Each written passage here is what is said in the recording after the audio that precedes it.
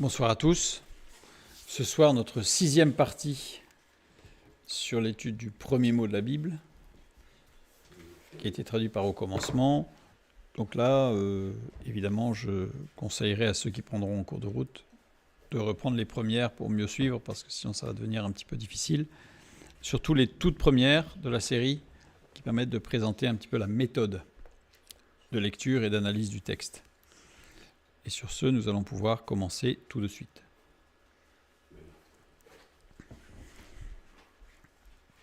Donc, toujours notre texte de départ, Genèse chapitre 1, verset 1. Au commencement, Dieu créa les cieux et la terre, sachant que nous nous arrêtons à l'étude de Au commencement, en hébreu, Bereshit, sur la droite. Nous sommes au 21e point, 21e paragraphe, 21e, sujet sur ce premier mot, et que j'ai intitulé « Jésus au premier rang ». Nous avons le mot « Bereshit », traduit par « au commencement », formé par les trois lettres dans son centre, au milieu, enfin, dans une des parties centrales, « Rosh », qui se traduit par « principe », mais qui se traduit aussi par « au premier rang ». On le voit dans 2 Chroniques, chapitre 20, le verset 27. Tous les hommes de Juda et de Jérusalem, ayant à leur tête ou au premier rang Josaphat, partirent joyeux pour retourner à Jérusalem, car l'Éternel les avait remplis de joie en les délivrant de leurs ennemis. Nous avons répété plusieurs fois que Christ est le principe roche de toute la création. On l'a vu plusieurs fois. Et en tant que principe créationnel, il est à la tête roche de la création, nous l'avons déjà vu. En Colossiens 1,15, nous retrouvons cette pensée qui dit « Il est l'image du Dieu invisible, le premier-né de toute la création ». C'est-à-dire qu'il est le premier, il est à la tête, il est au début. De même, il doit être à la tête roche de la nouvelle création que nous sommes en lui et avec lui. 2 Corinthiens 5, 17. Si quelqu'un est en Christ, il est une nouvelle créature. Les choses anciennes sont passées, voici, toutes choses sont devenues nouvelles. Mais s'il est en Christ, il doit être servi le premier, il doit avoir la première place, il doit être sur le trône du temple que nous sommes. C'est le point numéro 21. Oui, c'est rapide. Je reprends notre texte avec le 22e point. Jésus, la tête du corps, le chef. Bereshit toujours, au commencement, avec Rosh, qui se traduit par principe, mais qui se traduit aussi par chef de famille ou chef du peuple de Dieu. Ensuite, si je prends les lettres qui restent, qui sont en dehors de Rosh, nous avons le Beit Yod Tav, qui forme le mot Bayit, Bayit qui veut dire maison, famille, avec au centre de la maison, au centre de Bayit, le Yod, la plus petite lettre de l'alphabet hébreu, qui représente le Messie. Nous l'avons vu dans la partie 3b, le paragraphe 9. Principe. Le principe, nous savons que c'est Jésus-Christ, le Fils de Dieu. Nous l'avons vu à maintes reprises. Donc, en particulier, je mets toujours le paragraphe 9, mais il y en a d'autres. Chef de famille. Nous trouvons ce mot « roche », traduit par chef de famille, dans Nombre chapitre 1, le verset 4. « Il y aura avec vous un homme par tribu, chef de la maison de ses pères. » Une traduction littérale serait plutôt « chef de la maison de son père ». Alors évidemment, par rapport à Jésus-Christ, la notion de chef de famille, par rapport à son père, est beaucoup plus adaptée, et en plus, elle correspond au texte littéral. Et chef du peuple de Dieu, nous voyons ça toujours dans le livre des Nombres, Nombre 14, 4. Et ils se dirent l'un à l'autre, nommons un chef et retournons en Égypte. Donc là, c'est un chef du peuple. C'était l'objectif étant de remplacer Moïse, la loi, qui a donné la loi. On a vu qu'au centre de la maison, Bayit, il y a le Yod, le Messie. Je renvoie vers la partie 17. Qui nous renvoie cette notion du Messie au centre de la maison à 1 Pierre chapitre 2 verset 5. Vous-même, comme des pierres vivantes, édifiez-vous pour former une maison spirituelle, un saint sacerdoce, afin d'offrir des victimes spirituelles agréables à Dieu par Jésus-Christ. Donc nous sommes appelés, outre le fait que nous sommes le temple de Dieu, nous-mêmes, personnellement, individuellement, personnellement, nous sommes appelés à former une maison avec les frères et sœurs. Alors attention, je sais pas le sujet, mais je vais quand même rajouter que, attention, la maison de Dieu formée des frères et sœurs, ce sont les frères et sœurs agréés de Dieu. Il ne faut pas à tout prix essayer d'avoir un édifice pour Dieu avec des pierres qui ne seraient pas totalement à Dieu. C'est-à-dire qu'en fait, on ne peut pas faire une maison avec des pierres disparates. On ne peut pas faire une maison avec des pierres vivantes et avec des briques mortes.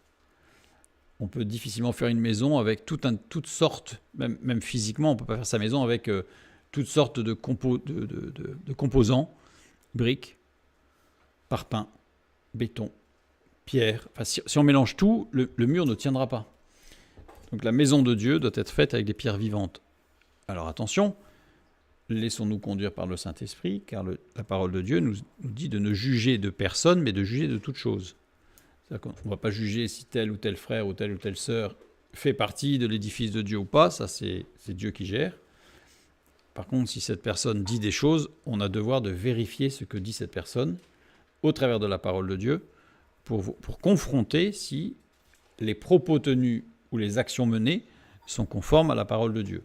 Après, que la personne soit conduite par Dieu, accepte Dieu, veuille marcher avec Dieu ou pas, ça c'est pas vraiment notre problème en fait. C'est le problème du Saint-Esprit et de la personne avec Dieu, pas de le nôtre. Par contre, nous avons à veiller sur ce que nous laissons rentrer dans notre maison. Et le Saint-Esprit nous amènera à faire partie de l'édifice du corps de Christ par la prière, par l'action, par l'encouragement, par l'exhortation, etc., etc. Je ferme cette longue parenthèse. Donc je renvoie vers le paragraphe 17 pour bien comprendre tout ce que je viens de dire. Chef de famille.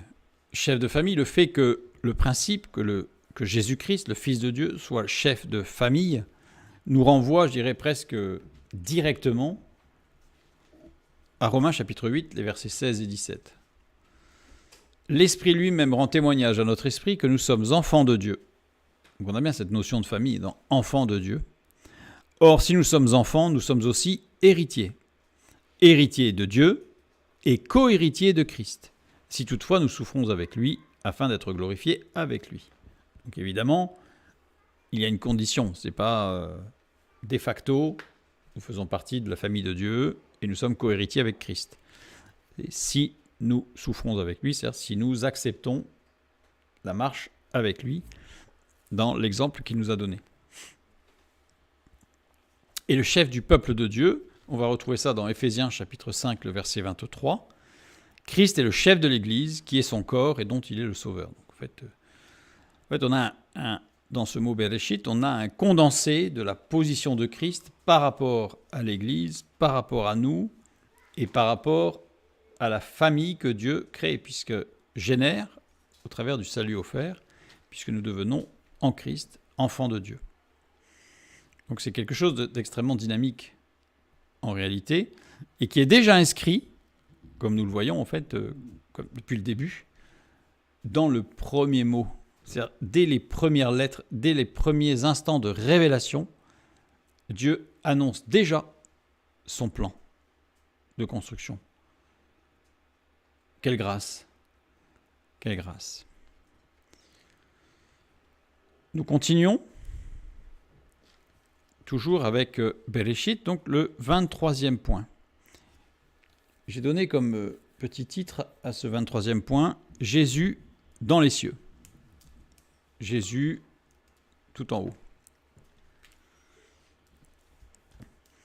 Bereshit, traduit par au commencement, nous y avons toujours Rosh, qui se trouve en son sein, principe, mais nous avons aussi hauteur des étoiles dans les cieux. La traduction de Rosh, quelque chose qui est très très haut, qui est tout en haut, qui est le plus haut. Dans Job 22, 12, Dieu n'est-il pas en haut dans les cieux? Regarde le sommet des étoiles, comme il est élevé. le lieu élevé par excellence. Comme ça dans Genèse chapitre 8, verset 5. Les eaux allèrent au diminuant jusqu'au 10e mois. Le 10e mois, le premier jour du mois, apparurent les sommets des montagnes. C'est-à-dire ce qui était tout en haut sur terre cette fois-ci. Le maximum sur terre, c'est Rosh. Et le maximum dans les cieux, le plus haut dans les cieux, c'est Rosh. C'est le principe. 2 Corinthiens 8, 9, nous lisons « Car vous connaissez la grâce de notre Seigneur Jésus-Christ, qui pour vous s'est fait pauvre de riche qu'il était, afin que par sa pauvreté vous fussiez enrichis. » Et Marc 16, 19 « Le Seigneur, après leur avoir parlé, fut enlevé au ciel, et il s'assit à la droite de Dieu. » C'est-à-dire qu'il est descendu sur terre, il était tout en haut dans les cieux, au plus haut placé, le Fils de Dieu. Il est descendu sur terre, il s'est incarné, mais il est retourné au plus haut des cieux. Il n'est pas resté là. Il n'est pas resté sur terre. Certains, dans leur attitude, en tout cas, à défaut de leur propos, laissent penser que leur Jésus-Christ, je le dis comme ça parce que ça ne correspond pas à la parole de Dieu, serait resté sur terre en fait. Il n'est plus, mais il est toujours. Il est retourné auprès du Père, assis à la droite de Dieu. Philippiens 2, 5 à 11. « Ayez en vous les sentiments qui étaient en Jésus-Christ, lequel, existant en forme de Dieu, n'a point regardé comme une proie à arracher d'être égal avec Dieu, mais s'est dépouillé lui-même en prenant une forme de serviteur, en devenant semblable aux hommes. Et ayant paru comme un simple homme, il s'est humilié lui-même, se rendant obéissant jusqu'à la mort, même jusqu'à la mort de la croix. C'est pourquoi aussi Dieu l'a souverainement élevé, et lui a donné le nom qui est au-dessus de tout nom, afin qu'au nom de Jésus, tout genou fléchisse, dans les cieux, sur la terre et sous la terre, et que toute langue confesse que Jésus-Christ est Seigneur à la gloire de Dieu le Père. » Donc on voit bien que là, dans ce texte de Philippiens, tout y est. Il était Dieu, il est descendu sur terre, mais sur terre, son nom est au-dessus de tous les noms. Et ensuite, il est retourné auprès du Père. Donc il a toujours été au sommet, toujours en haut, toujours le point de mire, que ce soit sur terre ou dans les cieux. Le Fils de Dieu, s'il s'est abaissé à l'incarnation durant un temps, est retourné sur le trône céleste pour l'éternité, à la droite du Père. Continuons, toujours avec le point suivant, c'est-à-dire le 24e. Un message qui se trouve encore dans le premier mot de la parole, c'est Jésus, un don. Bereshit, au commencement, les deux premières lettres, Ba, Bet, Reish, qui donne le mot Bar, qui veut dire fils de. La lettre suivante, c'est Aleph. Aleph, nous avons vu que là, c'est la valeur numérique 1, qui représente Dieu en tant qu'infini achevé, rendu accessible à tout un chacun. Je renvoie vers l'étude du premier paragraphe. Nous savons que le Fils de Dieu, c'est extraordinaire quand même, parce que Bereshit commence, les premières lettres désignent le Fils de Dieu. Ce qui revient à Jean 1.1, au commencement était la parole, et la parole était Dieu, la parole était avec Dieu, et jusqu'au verset 14, où la parole a été faite chair, et il s'agit du Fils de Dieu. Donc c'est-à-dire qu'au commencement était la parole, au commencement était le Fils de Dieu. Dès Bereshit, nous le savons. Beit Reish Aleph, Fils de Dieu. Le Fils de Dieu. Ensuite, suivent deux lettres, Shin, Yod, qui forment le mot Shai. Shai qui veut dire cadeau, présent. On le voit dans le psaume 68 au verset 29. « De ton temple, tu règnes sur Jérusalem, les rois t'apporteront des présents. » Shai. Shai. Et ça, le mot Bereshit se termine par la lettre Tav. Donc le Fils de Dieu, cadeau, et la lettre Tav. Or, la lettre Tav est un affixe du futur placé avant le verbe. Donc là, il est à la fin du mot. Mais n'oublions pas que, initialement, l'hébreu, il n'y avait pas d'espace entre les lettres, il n'y avait que les consonnes. Donc, dans une lecture, on peut aussi considérer que cette lettre appartient au verbe qui suit, c'est-à-dire Bacha. Et dans ce cas, cette lettre signifie tu, toi, en désignant vraiment la deuxième personne du singulier, toi. Et le verbe, c'est Bacha, qui est créé. Si je prends le fait du Fils de Dieu, cadeau, don, évidemment, je pense tout de suite à Jean chapitre 3, le verset 16, « Car Dieu a tant aimé le monde qu'il a donné son Fils unique afin que quiconque croit en lui ne périsse point, mais qu'il ait la vie éternelle. » Mais ce texte à lui seul n'est pas suffisant. Parce que il manque un morceau. Dieu donne son Fils. On peut le voir de deux manières. Le Fils était-il d'accord ? Enfin, si on s'arrête qu'à ce texte, évidemment, quand on connaît la parole de Dieu, on le sait. Mais ce texte n'est pas suffisant. Il faut lui adjoindre Jean chapitre 10, verset 15.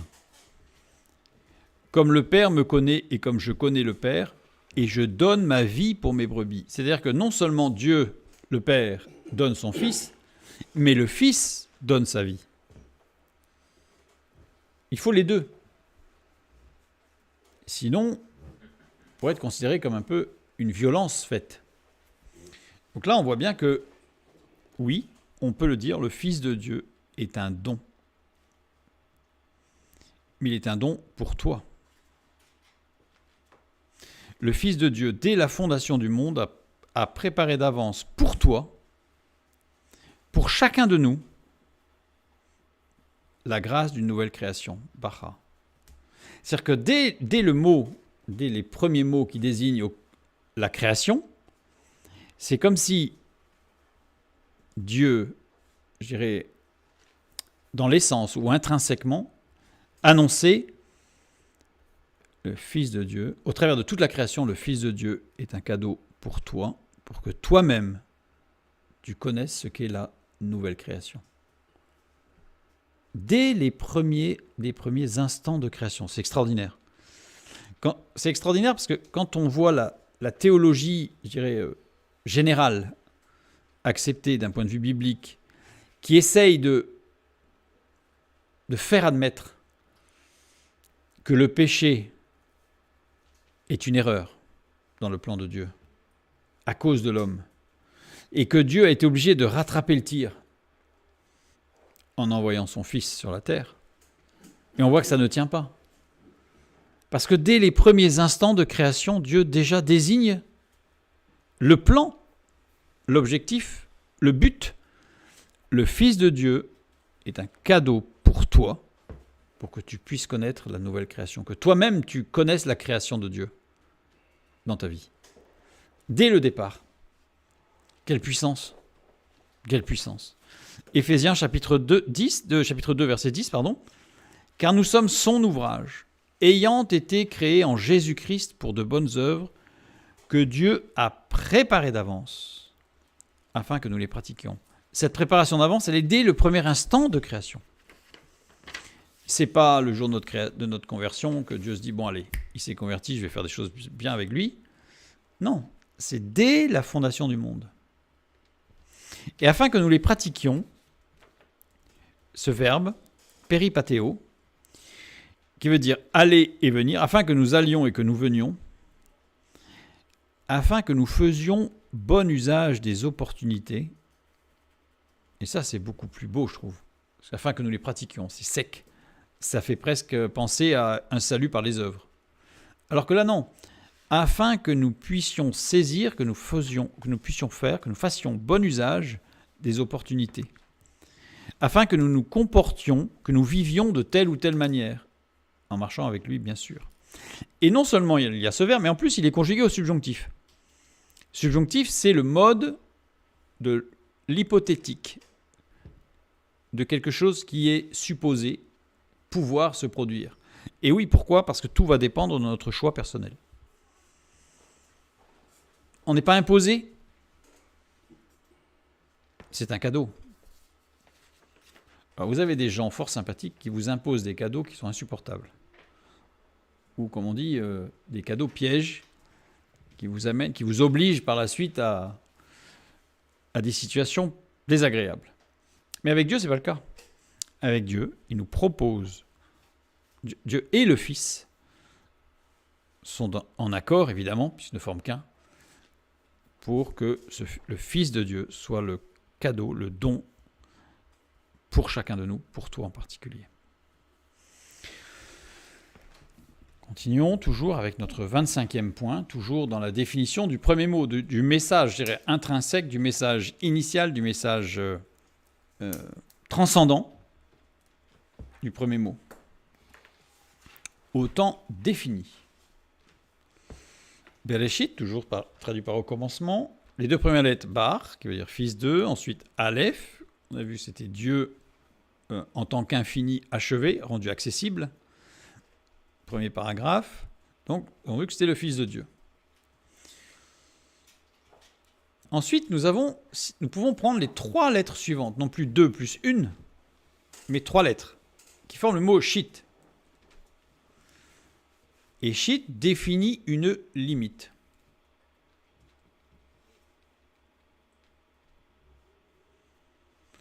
Exode chapitre 23, verset 31. J'établirai tes limites depuis la mer Rouge jusqu'à la mer des Philistins, et depuis le désert jusqu'au fleuve. Car je livrerai entre vos mains les habitants du pays, et tu les chasseras devant toi. Nous avons un autre texte où shit définit aussi une limite. Job chapitre 14, verset 13. Oh, si tu voulais me cacher dans le séjour des morts, m'y tenir à couvert jusqu'à ce que ta colère fût passée, et me fixer un terme auquel tu te souviendras de moi. Toujours le fait de fixer une limite. Alors, ce qui est intéressant, j'ai pris ces deux textes, puisqu'évidemment, il y en a plusieurs, mais pour montrer que parfois, la conjugaison de shit est au mode parfait. Parfait, ça veut dire que l'action, elle est terminée. Une fois. J'établirai tes limites depuis la mer Rouge, c'est fini. Voilà. Dieu a défini des limites fermes, définitives, une fois. Ce qui nous renvoie à Actes 17, 31. Parce qu'il a fixé un jour où il jugera le monde selon la justice par l'homme qu'il a désigné, ce dont il a donné à tous une preuve certaine en le ressuscitant des morts. Dieu a fixé une limite à chacun. Il a fixé une limite au monde, et cette limite, elle est infranchissable. L'homme pourra faire ce qu'il veut, à l'heure où Dieu nous appelle à lui, par exemple, c'est une limite qui ne sera pas franchie. Et il n'y en aura qu'une. C'est Dieu qui choisit. La fin du monde, là où le temps s'arrêtera, c'est Dieu qui définit. Et celle-là, il n'y aura pas 2 fois. Une fois. Et puis, il y a d'autres fois où le terme shit est conjugué au mode imparfait, c'est-à-dire quelque chose de répété, quelque chose qui est inachevé. Vous allez me dire, c'est surprenant. Eh bien non. Parce que nous renvoie à Hébreux chapitre 4, verset 7. Dieu fixe de nouveau un jour, aujourd'hui, en disant dans David, si longtemps après, comme il l'est dit plus haut, aujourd'hui, si vous entendez sa voix, n'endurcissez pas vos cœurs. C'est-à-dire que tant qu'on peut dire aujourd'hui, il y a une autre limite. Une limite qui, elle, est toujours valable, mais qui va évoluer. Donc il y a des limites qui sont fixées une fois pour toutes, et il y a des limites qui évoluent. Il y a des limites qui nous suivent quelque part, qui nous suivent jour après jour. Alors, je vais montrer que cette pensée, elle est très profonde. Et elle implique des choses qui doivent nous amener à avoir une vision de notre existence sur Terre très particulière. Et surtout à voir tout ce qui nous arrive de façon toute particulière. Même ce qui est désagréable, évidemment, ce qui est génial, joyeux, ça, en général, on le reçoit assez bien. Mais quand c'est pas facile et quand c'est même très difficile, c'est compliqué. Prenons un modèle schématique des émotions motrices de l'être humain. La roue des émotions de Plutchik. Plutchik a établi ce qu'il appelle une roue des émotions, qui synthétise un peu tout ce qui peut nous arriver au niveau des émotions motrices, des émotions qui vont nous amener à agir ou à réagir, d'une manière ou d'une autre. Pas forcément physiquement, hein. Ça peut être avoir de la tristesse ou ça, mais bon voilà. On a, on va dire, des parties positives et des parties plutôt négatives. Ici, les couleurs plutôt chaudes sont le positif, avec la joie, l'extase, la sérénité, donc il y a des forces différentes dans tout ça. Avec, voilà, on a l'optimisme entre l'intérêt, l'anticipation, la vigilance. On a la contrariété, colère, rage, où là, on est dans le rouge, comme on dit. Après, on a l'aversion, le dégoût, l'ennui. On va passer par chagrin, tristesse, songerie, en bleu. Bleu clair, étonnement, surprise, distraction. En vert, terreur, peur, appréhension. Puis vert plus clair, admiration, confiance, acceptation. Et tout ça avec un mélange d'optimisme, d'agressivité, de mépris, de remords, de désappointement, de crainte, de soumission, d'amour. Voilà. Donc il a essayé de synthétiser un petit peu ce qui peut configurer, on va dire, un état d'âme ou un état émotionnel d'un être humain, quel qu'il soit. C'est un mélange de tout ça, à chaque instant de notre existence. Voilà. Donc là, on va, moi, je suis là, moi, je suis au milieu, je suis dans tout ça, avec toutes ces émotions, parce que si vous rencontrez un jour quelqu'un qui dit qu'il est sans aucune émotion, fuyez, parce que c'est qu'il y a un problème quand même. Et c'est pas un humain, quoi. Voilà. Donc on est forcément chargé en émotions. Alors, on va imaginer des ressorts, et on va imaginer que chaque ressort représente une expérience, consciente ou inconsciente, qui soit positive ou négative. Donc on a une multitude de ressorts qui existent depuis que nous sommes nés, et je dirais même avant déjà. On a déjà des ressentis dans le sein de notre mère, plus ou moins agréables, plus ou moins violents, plus ou moins doux. Et donc on est constitué d'une multitude de ressorts qui sont plus ou moins tendus. On a des ressorts amour, des ressorts optimistes, des ressorts peur, des ressorts colère, voilà. Et qui sont, tout ça, ça se tend au fur et à mesure de notre existence et de nos expériences. Donc l'expérience, ces expériences que j'ai appelées conscientes ou inconscientes, chaque expérience est induite par notre éducation, par exemple. Ça peut être une éducation très rigide, ou au contraire très libertaire. Toutes sortes de choses. Donc il y a l'éducation. L'éducation qui va nous entraîner, par exemple, du côté de l'amour. Avec une famille avec une maman très maternelle, un papa très paternel, avec beaucoup d'amour, voilà. Donc on va être plutôt dans la zone amour. Voilà. Mais il n'y a pas que ça, il y a tout le reste autour. Donc il y a des tensions qui se créent, puis on est plutôt dans la zone amour. Ça peut être induit par notre culture. En fonction de notre culture, de la région où nous sommes nés, de notre culture sociale, religieuse, etc., peu importe, on va avoir peut-être être plus dans la contrariété, par exemple. Si on est dans une culture de l'interdit. Donc on va voyager entre l'amour et la contrariété, en fonction de l'âge aussi. Toutes sortes de choses, vous voyez. Induites par nos relations, évidemment, puisqu'on va rencontrer des amis, des copains, des relations de travail, peut-être même quelqu'un qu'on ne connaît pas dans la rue mais qui va nous insulter. Enfin, voilà, il peut se passer beaucoup de choses qui peuvent nous amener vers la distraction, par exemple, ou la surprise, ou autre chose. Donc tout ça, ça montre que nous sommes en permanence, j'emploierais presque le mot ballotté, puisqu'il y a des parties inconscientes, dans nos émotions. Nos émotions qui vont nous amener à agir et réagir, plus ou moins fortement, plus ou moins intelligemment, peu importe. En tout cas, on va réagir ou agir. Dieu conduit ainsi toutes les choses et toutes les actions de tout l'univers et de tout individu. C'est-à-dire que chaque ressort, ça veut dire que chaque élément constitutif de notre existence, c'est Dieu qui gère. Il met des limites à chaque aujourd'hui. À chaque aujourd'hui, il met des limites dans tout ce qui se passe. À chaque instant qui passe, c'est pas que la journée. La journée se subdivise en heures, qui se subdivise en minutes, qui se subdivise en secondes. Ben, chaque instant, c'est Dieu qui tend les plus ou moins chaque ressort. contrariété, crainte, soumission, optimisme, peur, colère, confiance. Et ça bouge en permanence. Et ça bouge en permanence. Pour amener chacun au point d'équilibre parfait à un instant donné. C'est-à-dire qu'il va régler tous ses ressorts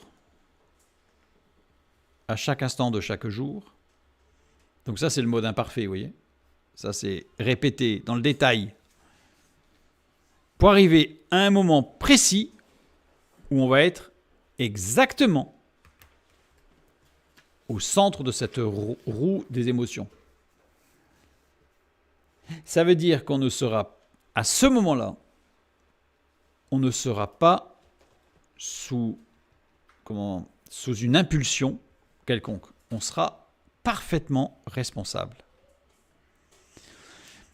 Et permettre à ce moment-là, grâce à tous ces réglages infinitésimaux, permettre un choix responsable sans aucune influence consciente ou inconsciente.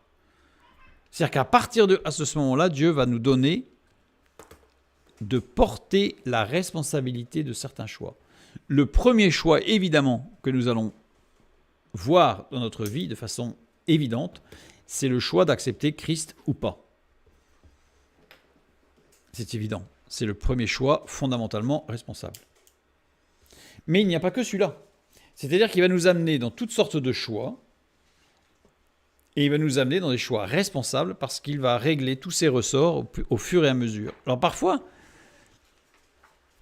l'être humain est ainsi fait qu'il est orgueilleux, par exemple, et notre cœur est dur. Alors pour aller chercher la dureté de ce cœur, il va falloir que Dieu aille chercher des expériences, des tensions de ressort très fortes, pour aller chercher, pour sortir notre état émotionnel de cette dureté, par exemple. Donc il va y avoir des tensions très fortes dans un autre sens. Puis on peut avoir au contraire être, je sais pas moi, très mou. À ce moment-là, Dieu va tendre les ressorts d'une autre manière pour que nous sortir, afin que nous soyons vraiment dans des mots, que nous puissions avoir la capacité, la possibilité d'avoir des choix responsables dans notre vie. Et à chaque fois qu'on arrive à un choix, c'est le mode parfait. C'est-à-dire que tout était fait jusqu'à cette limite-là pour que nous puissions avoir un choix responsable, oui ou non. On continue ou on ne continue pas. On avance ou on n'avance pas. On construit ou on détruit. Tous les aujourd'hui, toutes ces petites choses qui nous arrivent, le lacet qui se défait, évidemment au mauvais moment, qui va nous agacer.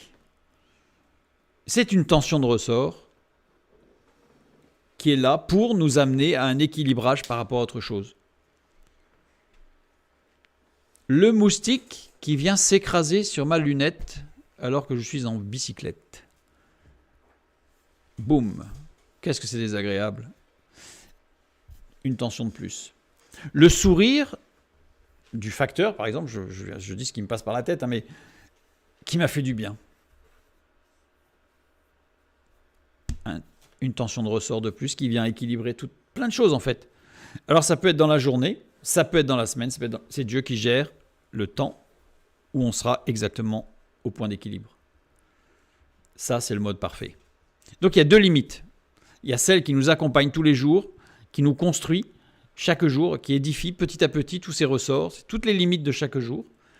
Et puis il y a des limites de temps fixées par Dieu, où là on a une rencontre avec Dieu ou avec nous-mêmes. Dieu fixe une limite au mode imparfait. Et les points d'équilibre, pour une fin déterminée, Dieu fixe une limite au mode parfait. Pour permettre un choix responsable, sans aucune influence consciente ou inconsciente. Mais ça veut dire que quand on sera devant Dieu pour le jugement dernier, Dieu nous jugera sur tous ces moments de choix responsables. Il ne nous jugera pas sur tous les moments de choix où nous n'avions pas la possibilité d'être responsables parce que sous l'influence d'une éducation, d'un ami, d'une émotion forte, bref. Mais Dieu sait, lui. Et quand on sera devant lui, Dieu nous révélera toutes les tensions qui ont servi à l'équilibrage. je pense qu'on sera subjugué par cette grâce, mais aussi cette puissance, cette précision d'horloger. Et donc, c'est à ce moment-là que le jugement dernier interviendra en disant, voilà, tous les moments responsables que tu as eus, les voilà tous, tac, et tu as fait ce choix et ce choix, mais en totale responsabilité parce que je t'ai amené à un point d'équilibre à ce moment-là pour que tu puisses avoir un choix responsable. Au travers de tout, y compris ton lacet d'effet, le moustique, le sourire du facteur et tout le reste. Et donc, imaginez les milliards, les trilliards d'opérations à la seconde que Dieu fait. Puisqu'il gère tout pour tous, tout le temps.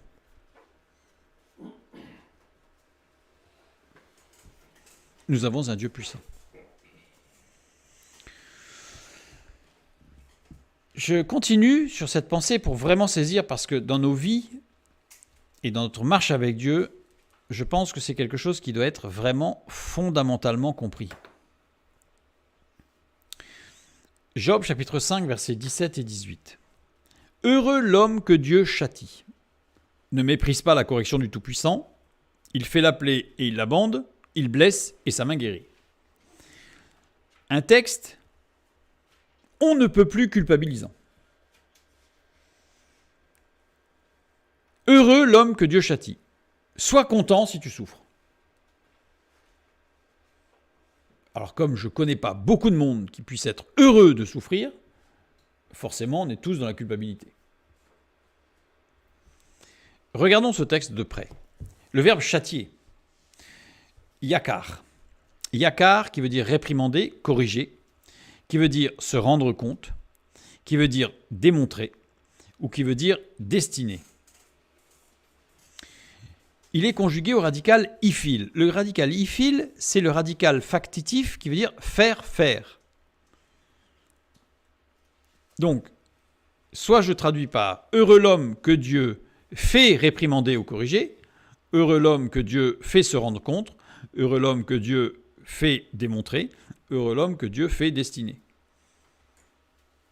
Alors, heureux l'homme que Dieu fait réprimander. Ça veut dire que je suis content de taper sur mon voisin parce que Dieu m'a amené à le taper. Enfin, là, on voit bien que ça va pas, là. Ça va pas. Donc, on va l'éliminer. Destiné, pareil. Heureux l'homme que Dieu fait destiner. On fait destiner quoi? Enfin, ça n'a pas de sens. Et donc, si je traduis maintenant au factitif, c'est-à-dire au radicalifile, se rendre compte, c'est-à-dire que heureux l'homme que Dieu rend lucide.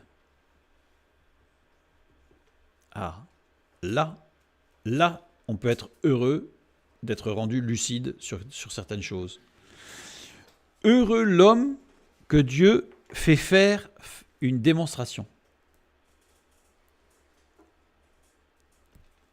Quelle joie quand on est un témoin de la puissance de Dieu et que l'on peut faire dans nos vies la démonstration de la grâce de Dieu. Deux traductions possibles de Job chapitre 5, verset 17. Voici heureux l'homme que Dieu rend lucide. Première traduction possible. Deuxième traduction, tout aussi possible et tout aussi valable. Voici heureux l'homme auquel Dieu fait faire une démonstration. Plus, ne méprise pas la correction du Tout-Puissant, c'est la fin du verset. Correction, moufsar. Moufsar, action de détourner la tête pour enseigner, montrer, faire comprendre autre chose. Comme de faire tourner le regard des étudiants ou d'un enfant pour expliquer quelque chose de nouveau, de plus grand. C'est-à-dire qu'on pointe du doigt en disant « Regarde ça, c'est merveilleux, regarde comment ça fonctionne, etc. » Donc on pointe du doigt et on dit « Regarde ». Et l'enfant regarde, ou l'étudiant regarde. C'est ça que ça veut dire moufsar. C'est pas une correction. C'est faire détourner le regard de quelque chose. Il n'y a aucun sous-entendu que ce quelque chose soit négatif ou positif, péjoratif ou amélioratif, constructif ou destructif. C'est juste que, voilà, change ton regard, détourne ton regard de là où tu regardes et regarde ailleurs où moi je te dis de regarder pour apprendre des choses. Sachant que l'objectif est de rendre lucide. Ne méprise pas. Maas. Maas, dégoûter, dédaigner, être écœuré. Verbe employé aux endroits pivots du livre de Job. Justement. Job 5, 17. Je reprends le verset. Voici heureux l'homme que Dieu rend lucide. Ou, et on peut le lire en même temps, parce que les deux traductions sont tout aussi valables. Voici heureux l'homme auquel Dieu fait faire une démonstration. Et toi, ne sois pas écœuré par l'enseignement bouleversant, choquant du Tout-Puissant. Parce que parfois, il y a des choses qui nous choquent. On dit que Dieu gère chaque ressort, on dit que Dieu gère chaque événement, on dit que Dieu gère chaque événement de notre vie et la vie de tous. Mais parfois, on est choqué par ce que Dieu fait dans la vie d'un frère, d'une sœur, d'un ami, ou même d'un inconnu. Comment est-ce possible d'envisager que ce soit Dieu qui ait enlevé l'enfant d'une famille? C'est insupportable. C'est choquant. C'est bouleversant. C'est même, dans certains cas, irritant. Faut le dire. Et la parole de Dieu nous dit, oui, mais c'est Dieu qui fait, et qui ne soit pas écœuré par ce que Dieu fait. Parce que tout ce que Dieu fait est parfait en son temps. Nous ne comprenons pas. Avons-nous à tout comprendre? Avons-nous la prétention d'être capables de tout comprendre? Non. Enfin, en tout cas, j'espère qu'on n'ait pas cette prétention. Dieu gère des milliards et des milliards et des milliards d'opérations à la seconde et ne se trompe jamais. Il n'y a pas un seul raté. Par contre, nous, si nous nous fixons sur une opération sur ces milliards et milliards et milliards, nous ne pouvons pas comprendre l'entièreté de son action. Faisons-lui confiance.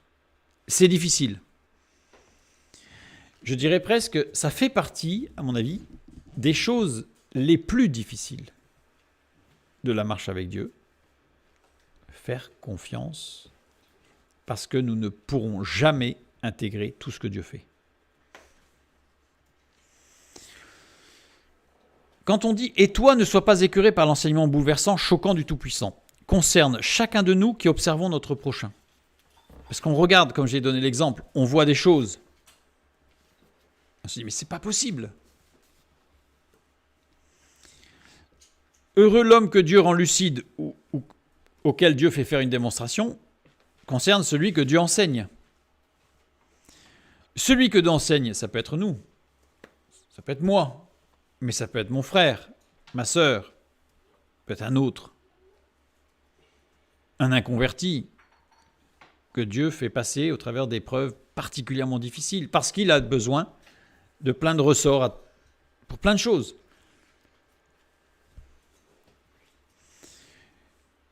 Donc, ce peut être un autre que Dieu enseigne, mais que Dieu peut utiliser pour faire une démonstration. C'est-à-dire que si je vois des choses que Dieu fait dans le cœur de mon frère et de ma sœur, si Dieu me permet de le voir, c'est parce que moi-même, j'ai quelque chose à recevoir. J'ai un ressort encore au travers de ce que je vois, de ce qui se passe dans le cœur et dans la vie de mon frère ou de ma sœur ou de mon voisin. Et donc, au lieu d'épier ce qui se passe chez l'autre, pour voir comment l'autre va faire, va réagir, comment il va s'en sortir, pas forcément négativement, mais posons-nous la question, si Dieu m'amène à le voir, qu'est-ce qu'il veut m'enseigner au travers de ça? Et du coup, s'il se passe quelque chose chez mon frère ou ma sœur, ça me concerne en fait. En fait, ça me concerne. Évidemment, pas directement. Mais si Dieu m'a amené à voir, à comprendre ce qui se passe, c'est parce que Dieu veut m'amener à grandir aussi au travers de ce qui se passe chez mon frère ou ma sœur. Et de fait, ce qui se passe chez mon prochain me concerne. Et je n'ai pas à baisser la tête en disant « Ouf, pourvu que ça ne m'arrive pas, je passe discrètement, je ne fais plus de bruit, parce que comme ça, si Dieu pouvait oublier que je suis là, en serrant les dents. » Non, non. Non, non. Donc, tout ce que je vois, tout ce que je comprends, tout ce que j'entends me concerne. Plus ou moins loin, évidemment, de façon plus ou moins lointaine, bien entendu. Et donc, laissons Dieu faire, parce que tout ce qu'il fait est parfait en son temps. Mais ça a des implications énormes. Colossal. Ça veut dire qu'au lieu de passer notre temps à regarder derrière et nous dire oh, « Qu'est-ce que j'ai fait des erreurs dans ma vie ?» L'approche n'est pas la même. Quelle grâce, Dieu m'a fait passer par tout ça pour me rendre lucide. Si Dieu ne m'aimait pas, il n'aurait pas fait tout ça. Si vous n'aimez pas quelqu'un, vous n'allez pas tout faire pour le rendre lucide et le faire grandir. Vous allez l'abandonner. Dieu n'abandonne personne. Et donc, tout ce que votre vie passée, oui, vous pouvez le regretter et vous pouvez vous dire c'est terrible la marque que le péché a mis dans ma vie et Dieu a été amené à faire tout ça pour me rendre lucide et pour que je puisse être ce que je suis. Et il continue pour que je sois un jour encore mieux. C'est hyper dynamique. C'est tout sauf culpabilisant. Ça nous amène à la reconnaissance, à la louange et à l'adoration.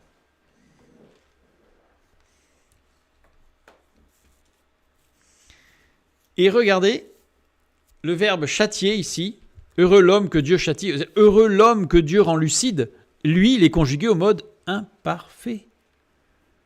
C'est-à-dire que c'est tous les aujourd'hui. C'est pas le mode parfait. C'est pas une fois, ça y est, je suis sur le point de mourir et ça y est, je suis lucide, tout d'un coup c'est merveilleux. Non, non, non, non. C'est Dieu m'a rendu lucide sur des tas de choses. Petites, grandes choses. Et puis, parce que j'étais lucide sur plein de petites choses, ça va peut-être m'amener à être lucide sur une autre chose. Ainsi de suite, c'est Dieu qui gère. Laissons-le nous conduire et nous guider. Regardons à lui. Et comme nous l'avons lu, toujours dans Bereshit, qu'il soit tout en haut, qu'il soit notre point de vie, notre point de visée, le Fils de Dieu. Donc, si je traduisais Job 5,17, je pourrais le traduire par « Voici, heureux l'homme que Dieu rend lucide. Et toi, ne sois pas écœuré par l'enseignement qui peut sembler choquant du Tout-Puissant. » J'ai rajouté « qui peut sembler » parce que c'est sous-entendu, en fait, dans le fait que je ne maîtrise pas tout, mais voilà, ne te laisse pas emporté par tes émotions. Les émotions, c'est l'âme, c'est pas l'esprit. Ne te laisse pas emporter par tes émotions quand tu vois des choses qui sont terribles. Confie-toi en Dieu. Si Dieu t'amène à connaître ça, c'est parce qu'il veut t'enseigner aussi quelque chose. Dieu ici, heureux l'homme que Dieu rend lucide, ce n'est pas Elohim. C'est Elova. Curieux. Elova commence par elle, nom de Dieu qui renvoie à la dimension de rigueur et de justice. Je l'ai vu par ailleurs. Rendre lucide. Le fait de rendre lucide est corrélé à la rigueur de Dieu. Parce que pour être rendu lucide, il faut que ce soit dans la justice. Dans la rigueur. Et maintenant, et ne sois pas écœuré par l'enseignement qui peut te sembler choquant, non pas de l'Éternel, mais du Tout-Puissant. Shaddai. Shaddai est formé des deux dernières lettres du mot, est formé par Dalet Yod, qui signifie stop, arrêt, mettre fin, donner une limite.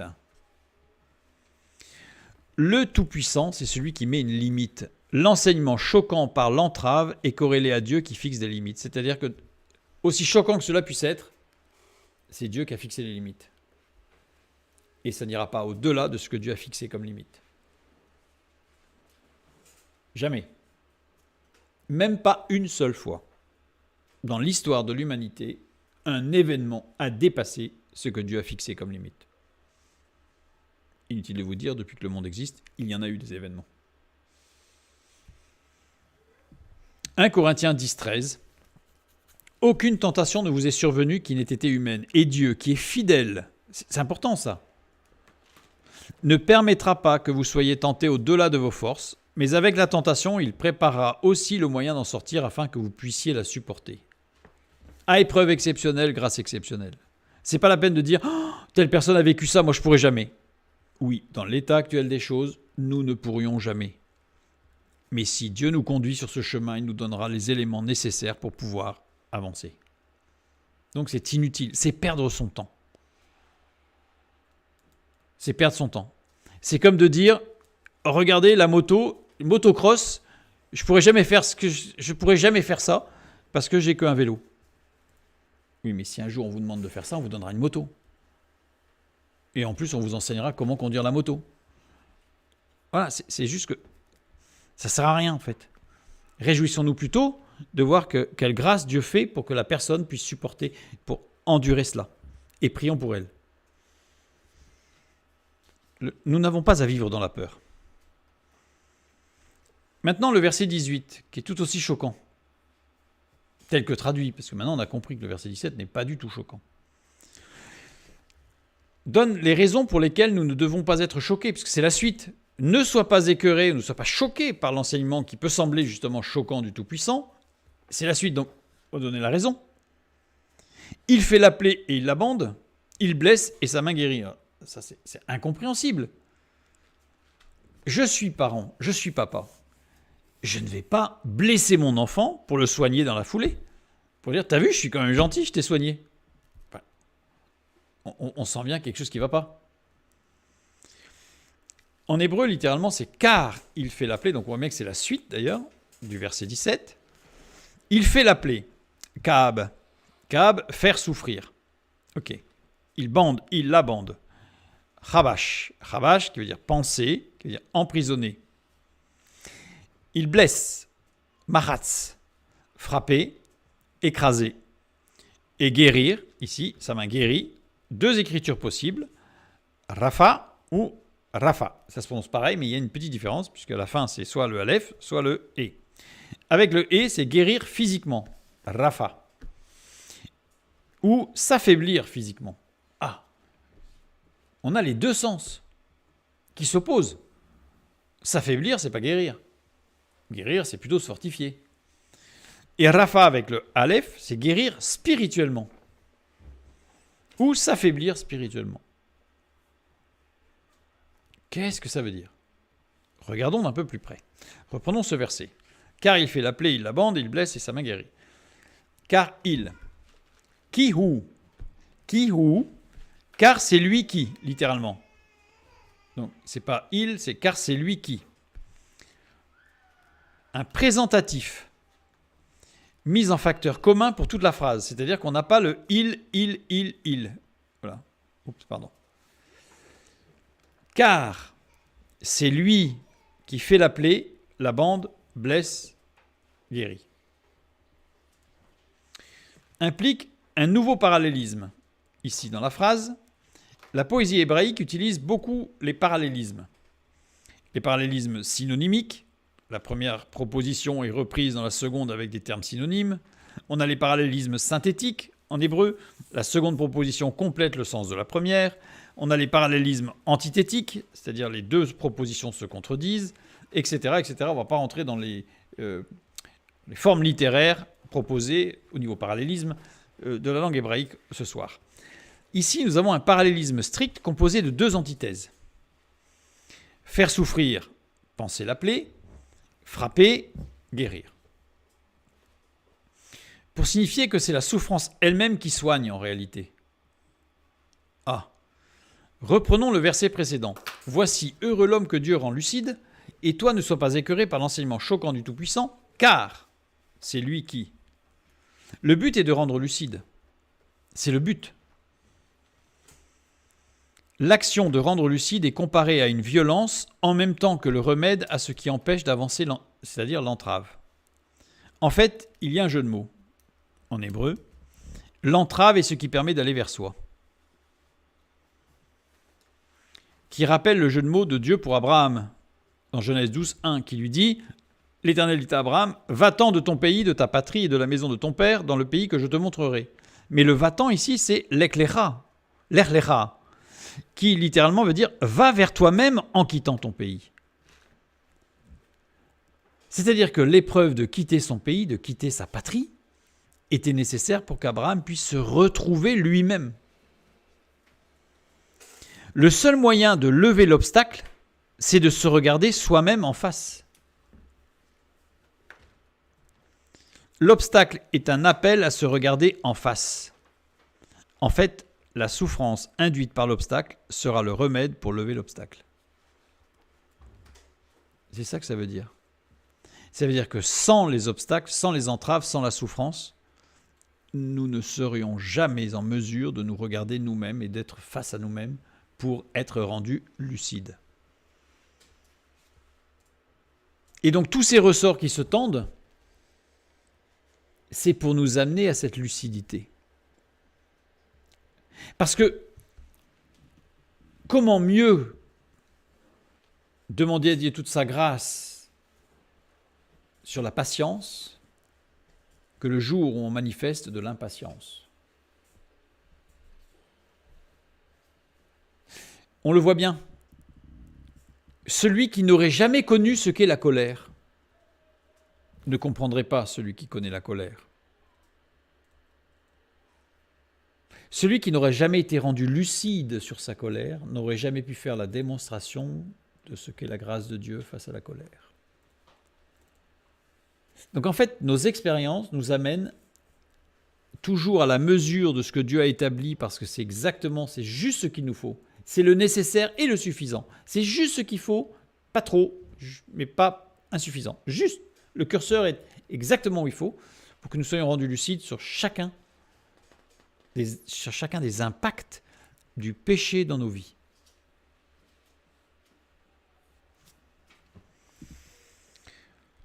Bon, là, je renvoie pour avoir plus de détails sur Job 5, 17 et 18, sur pourquoi la souffrance, puisque là, je vais plus en détail.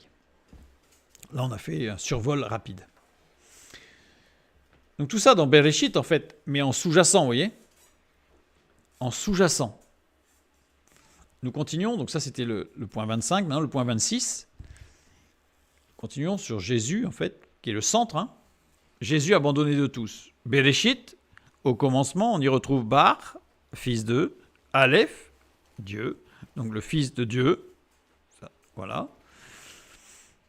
Et ensuite, troisième mot, toujours Shit. Shit, mais qui veut dire aussi abandonné, laissé seul. Le fils de Dieu abandonné. Le fils de Dieu est un don, mais il sera abandonné. On le voit dans Job, chapitre 10, verset 20. « Mes jours ne sont-ils pas en petit nombre ? Qu'il me laisse, qu'il se retire de moi et que je respire un peu. » Abandon, libération, abandon total. Le fils de Dieu, Bar plus Aleph, sera abandonné de tous, laissé seul. Shit. Matthieu 26, 56. Mais tout cela est arrivé afin que le récit des prophètes fût accompli. Alors tous les disciples l'abandonnèrent et prirent la fuite. Il a été abandonné de tous. Marc 15, 34.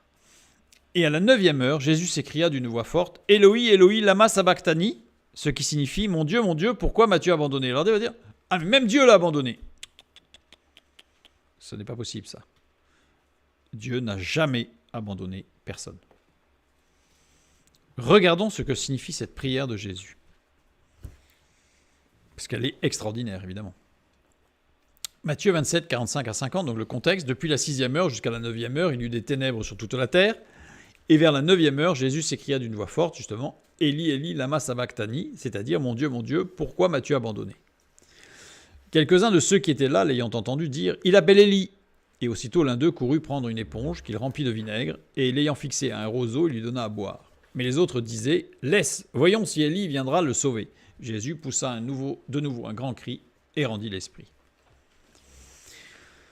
Le verbe abandonner ici, pourquoi m'as-tu abandonné? Donc c'est en grec, nous sommes dans le Nouveau Testament. Eg kataleipo, construit sur deux mots. En plus kataleipo. En qui veut dire à l'intérieur d'eux. Kataleipo construit lui aussi sur deux mots. Kata plus leipo. Kata qui veut dire envers, le long d'eux. Et leipo, laisser quelqu'un dans une situation difficile.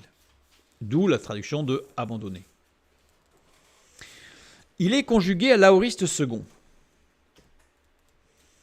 Ça veut dire qu'il décrit une action présente qui se concrétisera dans le futur, dans un futur prophétique.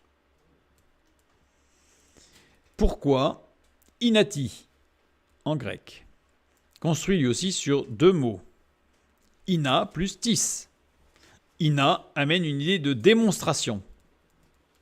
Tis, pronom indéfini utilisé pour ne pas définir précisément qui est la personne, mais désigner ce à quoi elle est apparentée. C'est-à-dire qu'en fait, le fait d'employer tis montre que Jésus ne parle pas forcément de lui. Jésus demande au Père de ne pas le laisser dans la situation future, issue de sa situation actuelle, c'est-à-dire la mort, comme démonstration qu'il ne laisse personne, quel qu'il soit dans sa situation, s'il se tourne vers lui. Jésus ne dit pas que Dieu l'a abandonné. Jésus fait cette prière que Dieu ne le laisse pas dans la mort, comme démonstration qu'il ne laisse personne, quel qu'il soit dans sa situation, s'il se tourne vers lui. C'est-à-dire que si on vit une situation sans solution, Jésus a fait cette prière afin que nous puissions la faire aussi, comme preuve que Dieu n'abandonne personne. Et Dieu le Père va donner une preuve, va répondre à cette prière comme démonstration. Rappelez-vous, faire une démonstration, comme démonstration de sa puissance. Jésus invite toute personne en souffrance à faire cette prière, qui n'est que l'introduction du psaume 22 tout entier. Je vous inviterai à lire le psaume 22, parce qu'en réalité, mon Dieu, pourquoi m'as-tu abandonné ? C'est une citation du psaume 22. Comme si Jésus appelait à aller voir le psaume 22 pour voir la suite de cette prière. Je ne vais pas le faire ce soir, je vous invite à le faire, parce que sinon ça prendrait beaucoup de temps. On revient sur Jésus qui fait cette prière, donc Matthieu 27, 46. Donc, nous avons vu que quand il dit « Mon Dieu, pourquoi m'as-tu abandonné ?» c'est Jésus demande au Père de ne pas le laisser dans la situation future, qui semble être inexorable, la mort. Issu de sa situation actuelle, il est en souffrance, il est en train de mourir, comme démonstration qu'il ne laisse personne, quel qu'il soit dans sa situation, s'il se tourne vers lui. Et Dieu a répondu à Jésus. Je dirais presque évidemment. Nous lisons dans Luc chapitre 23, 46. Jésus s'écria d'une voix forte, « Père, je remets mon esprit entre tes mains. » Et en disant ces paroles, il expira. Ça, ce sont les dernières paroles de Jésus. Quand il dit « Mon Dieu, pourquoi m'as-tu abandonné ?» ce sont ses avant-dernières paroles. La dernière parole, c'est « Père, je remets mon esprit entre tes mains. » Toute dernière parole de Jésus avant de mourir. Citation des psaumes de David. Nous avons le psaume 31, le début du verset 5. « Je remets mon esprit entre tes mains. » Et la fin du verset 5. « Tu me délivreras, Éternel, Dieu de vérité. » C'est-à-dire que autant « Mon Dieu, pourquoi m'as-tu abandonné ?» il invite à la prière du psaume 22 de David. Autant la dernière parole qu'il donne, il invite à la lecture du psaume 31.